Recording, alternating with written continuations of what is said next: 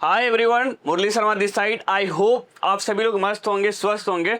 मैं currently high ticket पे work करता हूँ, हाई टिकट क्लोजिंग करता हूँ और आज की इस वीडियो में मैं आप लोगों को बताऊंगा कि क्लोजिंग की स्टार्टिंग कैसे कर सकते हो, आप किस तरीके से आप अपने डील को क्लोज कर सकते हो, क्या क्या रूल्स है उसको समझ के आप आसानी से डील को क्लोज कर सकते हो। सबसे पहली बात एक चीज समझना, आप सेल्स पर्सन नहीं हो, आप सेल्समैन या सेल्स पर्सन नहीं हो। आपको ये मान के चलना है, you are not salesman, you are a consultant, you are a consultant. आप एक कंसल्टेंट हो, आप सेल्स पर्सन नहीं हो, आप हो कंसल्टेंट। आपको ये मान के चलना है I am the consultant.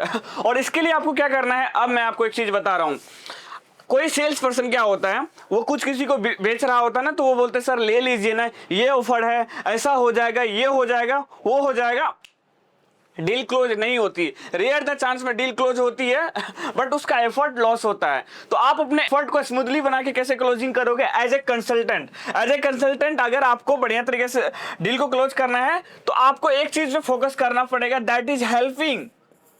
Helping है ना, हेल्पिंग, एक्चुअल में हेल्पिंग। अब देखो, आप किसी को प्रोडक्ट बेच रहे हो ना, आप उसको अपना फैमिली मेंबर समझो कि ये मेरे फैमिली मेंबर है। अगर आप इस बिहार पे बेचते हो, आप एक चीज बताओ कि मेरा कोई भाई है और मैं उसको कुछ फोन बाय करके दे रहा हूं, तो आप बताओ कि मैं कैसा बाय करके दूंगा।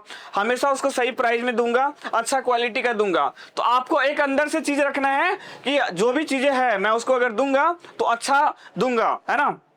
ये हो गया कंसल्टेंट बन के आपको एक हेल्पिंग पर्पस से ये करना है। और आपके प्रोडक्ट में तीन चीजें होनी चाहिए, तीन चीजें होनी चाहिए। पहला कि एक तो एवरेज क्वालिटी हो गया, ये तीन चीजें होना चाहिए। कॉस्टली कह सकते हो, ये में मान लो कि मैं यहाँ पे एक चीज मान के चलता हूँ, एक सेकेंड। हाँ, एक तो मान लो कॉस्टली है ना, एक मान लो एवरेज है ना,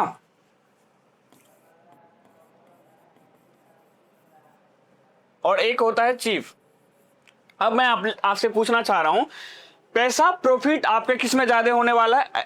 अगर आप सेल्समैन हो तो आप सोचोगे भाई इसमें होने वाला है, लेकिन आपको सबसे बड़ी चीज जो फोकस करनी है, दैट इज नीड आइडेंटिफाई। अगर आप उसका नीड को आइडेंटिफाई करते हो तो आप ज्यादातर फोकस करो इस पे, है ना। आपको चीप में भी नहीं जाना है, आपको पूरा कॉस्टली में नहीं जाना है। आपको ये शो करना है कि एक्चुअल में आप उसका हेल्प कर रहे हो और आप उसको उसके नीड के अकॉर्डिंग ये पिच करोगे, है ना। और सबसे जो इंपॉर्टेंट चीज होता है सेल्स में, सबसे जो इंपॉर्टेंट चीज होता है वो होता है 5 टाइम यस।